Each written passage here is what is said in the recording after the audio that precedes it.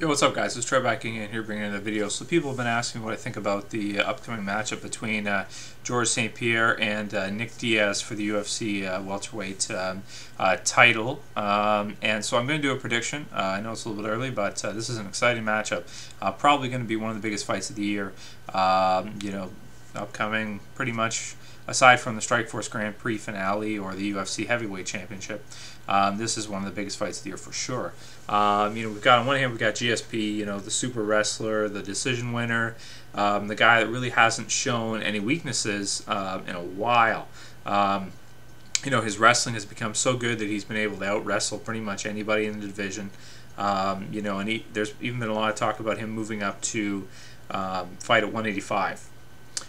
So that being the case, Nick Diaz is pretty much the last really good competitor at 170 that I feel will be able to challenge GSP for a long time. Nick Diaz poses a lot of threats to Georges St-Pierre. A lot of other guys don't. He's got the best striking in the welterweight division, most likely. Just knocked out Paul Daly, who was just a striker, only a striker. He's also been in talks to do pro boxing, but he decided to stay in MMA just for this fight. He's got amazing jiu-jitsu, as good at jiu-jitsu as Jake Shields, or close, very close to. I'm not even sure, maybe even better. I don't know who's better at jiu-jitsu, if it's Jake or Diaz, who knows.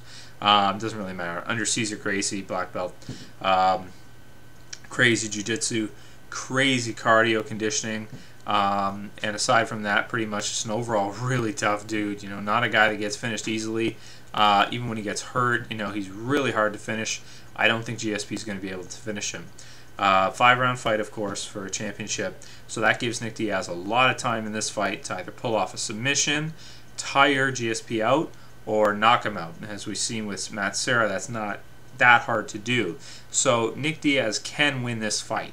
Are the odds in his favor? Probably not. You're probably going to see GSP, takedown after takedown, time out this fight again, and just win a decision victory. I think if anyone's going to finish this fight, it's going to be Nick Diaz. It's not going to be GSP. GSP is not a finisher. He probably never will be a finisher.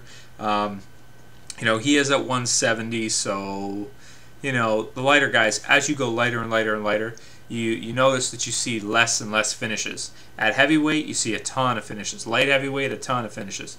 Middleweight, a lot of finishes, and then it starts to taper off. Welterweight, not so many.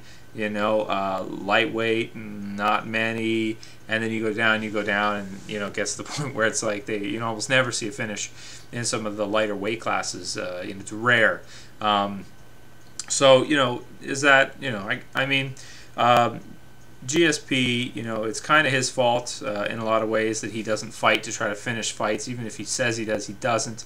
And actually, this was one of the reasons why the UFC was actually originally sold. There was an interview last week or the week before on what was it, MMA? I forget what the name of the MMA show is. Inside MMA with Boss Rutan and the other guy.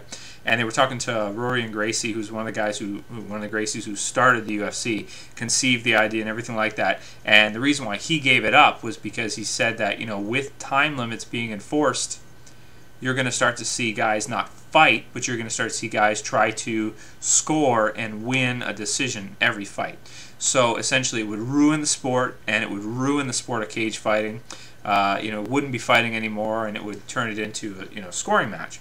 And there would be guys fighting just to try to win the decision, with that in mind. They're not trying to fight and to win a fight. They're just, trying to score to get a decision. GSP exemplifies the reason why he didn't want to enforce time limits in his main event fights and in these fights. And that's because guys like GSP work the clock, work the points. Even the way GSP strikes in most cases. Most of the time when he's striking with guys like he was against Jake Shields and those guys, he's just trying to score points. He's not trying to knock him out. He's not trying to finish the fight in a lot of cases.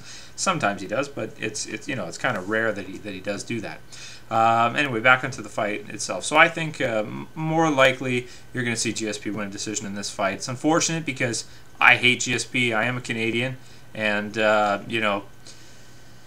I just can't stand to watch GSP fight. You know, sometimes people ask me, "Oh, you're Canadian. You like, you know, mixed martial arts. You like GSP?" And it's like, no, I do not like GSP.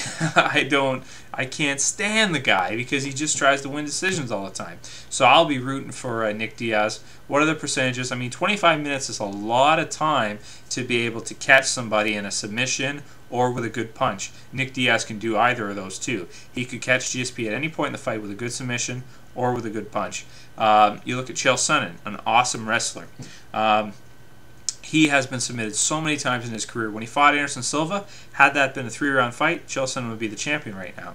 5-round fights means that there's more time, 25 minutes to be able to end the fight for one of the guys. So, you know, jiu-jitsu artists, it really gives them a lot of time for fighting a wrestler to try to set up a submission.